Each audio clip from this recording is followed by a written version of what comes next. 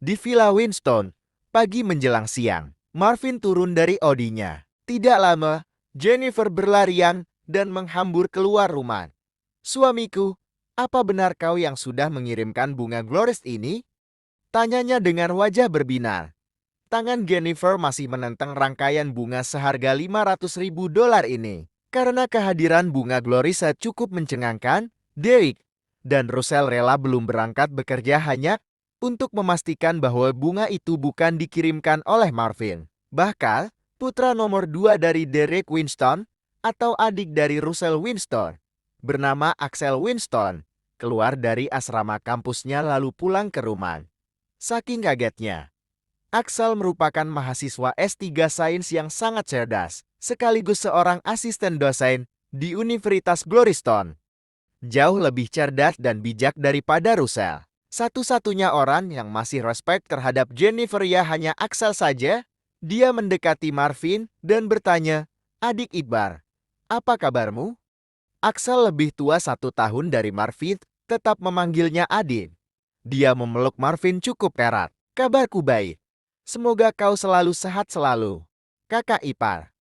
Marvin tersenyum akrab. "Seharusnya kau sedang studi. Ada 2 hal penting.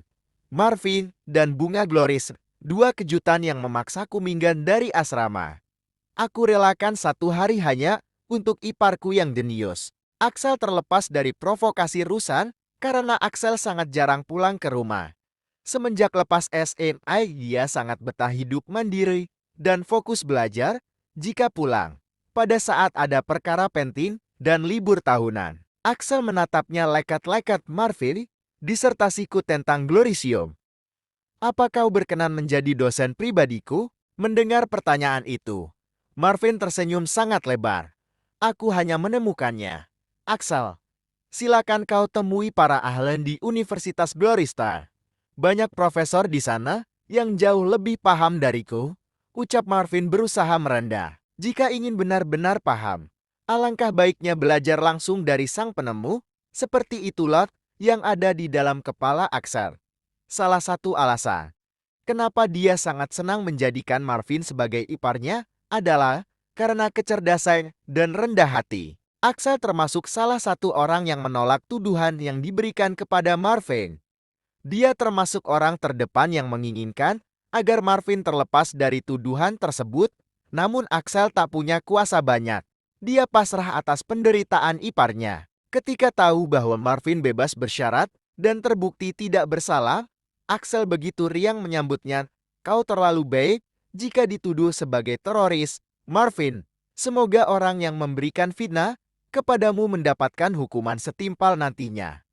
Axel lalu memperbaiki kacamata -2-nya. Jennifer sumringah. "Sayang, terima kasih atas bunganya." Marvin merangkul istrinya dan berkata, "Spesial untukmu, Jennifer." Jennifer tersipu malu, namun hatinya berbunga-bunga. Namun hatinya berbunga-bunga. Di beranda tak jauh dari pilar-pilar setinggi 10 meter, Russell Winston berkacak pinggang sambil membusungkan dada. Sepertinya ada orang yang telah salah kirim paket pagi ini.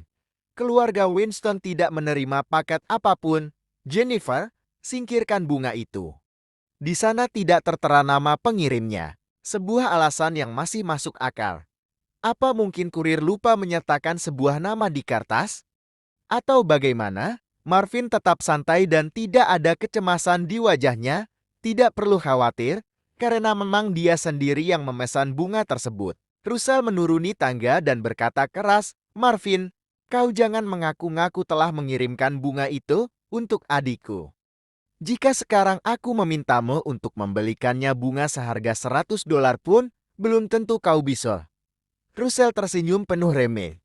Ada sunggingan halus di sudut bibirnya. Dia segera menyuruh Axel untuk tidak ikut campur. "Axel, wahai adikku si kutu buku, aku akui kau hafal di luar kepala sistem prodik unsur, bahkan kau tahu persis partikel jenis terbaru, semua seluk-beluknya. Tapi, kau tidak paham tentang bunga Gloris." Bicara apa Russell barusan? Hebatnya, Axel bahkan paham spesifikasi bunga Gloris seperti divisi, kelas, ordo, family, genus, dan spesies. Tapi, Corong di wajah Axel tidak selebar kakaknya yang hobi, berkoar penuh akan kesombongan. Marvin memasukkan tangannya ke saku celana dan berkata dingin, "Untuk apa aku berbohong? Sekarang, silakan kau panggil temanmu bernama Raymond Putra Harvard. Aku harap dia sudah gosok gigi dan kumur-kumur sebelum menjilat telapak sepatuku." Tiba-tiba Russell tercekan, seakan ada yang mencekik lehernya, begitu mendengar omongan Marvin barusan. "Jaga mulut kotormu, wahai mantan napi. Apa kau tahu Raymond adalah anak orang terkaya di Cemislan? Sangat tidak pantas kau bicara seperti itu. Kau terlalu terpukau dengan harta milik keluarga Harvard, Russell saudara iparku. Jika kau ingin selamat dari posisi manajer umum milikmu, sebaiknya kau berhenti berteman dengan Raymond." Ancam Marvin sembari terus berjalan santai. Saat ini, Russell berhadap-hadapan dengan Marvin. Semakin lama, dia semakin muak atas kehadiran Marvin. Dia harus mencari cara dan jalan lain secepatnya jika ingin keluarga dan bisnisnya tetap aman. Axel berjalan di tengah-tengah mereka. "Marvin, sudahlah. Ayo kita masuk. Banyak hal yang ingin aku bicarakan padamu." Marvin melirik tajam ke wajah Rusam. Sejurus kemudian, dia memutar badannya dan berkata tanpa melihat, "Sebaiknya kau segera berangkat kerja.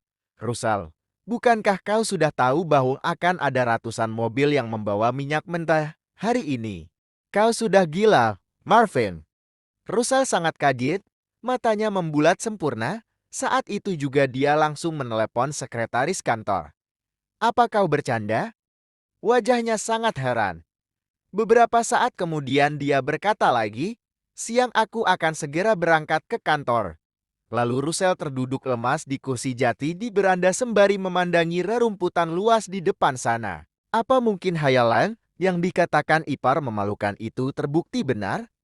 Batinnya, bukannya bahagia mendengar berita baik tersebut, Russell malah ketar-ketir. Via chat, dia menanyakan kepada Raymond, "Kira-kira apakah Harvard Corp telah mengirimkan minyak mentah senilai $1 miliar?"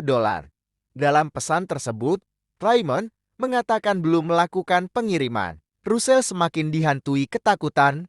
Siapa yang mengirimkan minyak mentah yang begitu banyak untuk waktu 1 bulan ke depan? Ketika teringat dengan taruhan dari Marvin, dia langsung menggeleng cepat, menolak kebenaran omongan Marvin. Tidak pernah terbersit di dalam kepala Russell bahwa ipar menyedihkan itu bisa mengirimkan minyak mentah dalam waktu kurang dari 1 hari. Sangat mustahil. Apa kuasa si mantan nape untuk bisa membantu Winsoil? Marvin hanya pecundang yang pintar bicara. Gumamnya sendiri. Untuk memastikan kebenaran berita tersebut, Russell langsung menuju kilang minyak Winsoil di wilayah paling timur kota Goristone, pas di pinggir laut. Siang menjelang sore, dengan mata kepalanya sendiri dia menyaksikan ratusan mobil tangki minyak 10.000 liter secara antar masuk ke gerbang kilang. Di kantor, dia menanyakannya kepada jajaran direksi dan manajemen. Parah memang Russell, bagaimana mungkin selaku manajer umum tidak tahu berita ini? Salah seorang direksi berkata, "Semalam, ada seseorang yang menelepon saya. Katanya, dari The Oxy. Merekalah yang mengirimkannya."